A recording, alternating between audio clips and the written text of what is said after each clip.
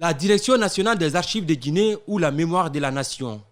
Ici se trouvent jalousement conservés des documents de la République de l'époque coloniale à nos jours. Placée sous la tutelle de la présidence de la République, cette Direction nationale des archives est chargée d'appliquer la politique de l'État en matière de conservation selon la norme générale et internationale de description archivistique. La tâche confiée à cette direction est d'une grande importance. Garder soigneusement les documents malgré les intempéries. Au fil du temps, certains documents finissent par se décomposer ou par se déchirer après moult manipulations. Les conditions de conservation font défaut. Nous n'avons pas de moyens pour pouvoir nous procurer du matériel pour pouvoir numériser ces documents. Comme vous l'avez dit, les documents sont très anciens. À force de les manipuler, ça se déchire. Et quand ça se déchire, ce n'est pas résistant maintenant, c'est trop vieux, ce n'est pas résistant. Plus vous manipulez, plus ça se déchire et ce n'est pas facile de reconstituer ça. Donc notre souci aujourd'hui, c'est comment avoir des numériseurs pour pouvoir les numériser, pour les sécuriser. C'est ça notre souci aujourd'hui. Nous n'avons pas de moyens, pas de budget de fonctionnement, pas de subvention. À l'heure du numérique, la Direction nationale des archives peine à s'adapter. Les raisons sont simples. Pas de budget de fonctionnement, ni de subvention pour doter l'établissement d'outils de travail. Autre aspect, le personnel travaille dans des conditions difficiles. De la salle de tri au classement des documents dans les magasins, le gros du travail revient aux stagiaires.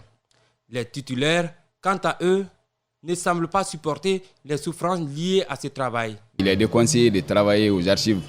Vous savez, les dossiers sont poussiéreux. Donc, il faut prendre de l'air, le minimum. Donc, et vous parlez de traitement archivistique. Vous qui êtes là, le personnel ne vient pas. Le personnel titulaire ne vient pas. Nous travaillons avec l'assistance des stagiaires. Donc, c'est les stagiaires qui viennent nous aider beaucoup. Les 11 magasins, la bibliothèque administrative et historique de la Direction nationale des archives regorgent des documents précieux. Un aspect idyllique pour les amoureux de la lecture, des historiens ou encore des chercheurs. Dans les rayons, les documents sont classés par catégorie, par époque ou par date. Une fois qu'un département envoie ces documents, on les reçoit ici, on les trie. Ce qui est éliminé, on laisse ça ici. Ce qui est à garder, on envoie ça dans les magasins.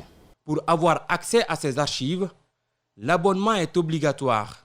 Il est seulement à 25 000 francs guinéens l'année, plus des photos d'identité. Les gens viennent en grand nombre. On reçoit tous les jours les chercheurs et les lecteurs. Oui, les expatriés comme les Guinéens. Moins de confort dans la salle de lecture, mais pour des besoins de recherche, l'objectif pourrait être atteint. Le plus vieux document dans les rayons date de 1720. Il parle des lois, traités, ordonnances et décrets applicables aux colonies, dont la Guinée. Le document qui parle de l'histoire de la Guinée date de 1720. Donc la période coloniale aussi, les jours, on a ça dans le premier magasin, de 1890 jusqu'à maintenant, là, les jours officiels pendant la période coloniale et jusque maintenant, là. Donc là, les jours sont, il y a une collection pour ça.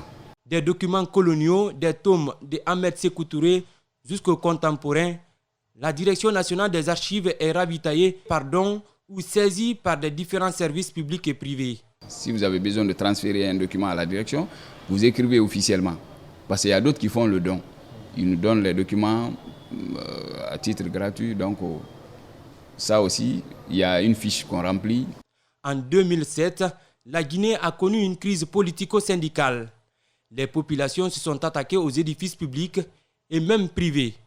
Le bilan matériel était énorme. Pour Modi Soriso, le plus grave a été la destruction des archives. Ce journaliste photographe, avec son appareil, a fait le tour de la Guinée pour obtenir des images d'archives. Ce que j'ai vu durant cette époque, cette période-là, c'est comme si c'est la même équipe qui a cassé Koubia, qui est venue casser Pita, casser Dalaba, casser Mamou, casser Kankan, casser Zérekore, casser Farana, casser Télémélé. Comme si c'était les mêmes personnes, mais de la même manière, tout est symbole de l'État. Mais ce qui est davantage plus grave et ce qui est plus regrettable, c'est que les bâtiments ont été cassés, mais les archives brûlées.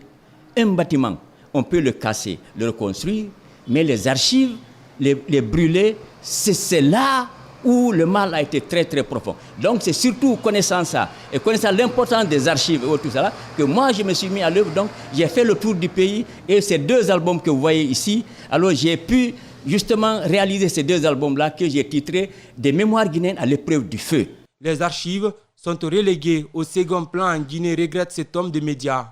Il estime que l'accompagnement de l'État est important pour sauver la mémoire de la nation.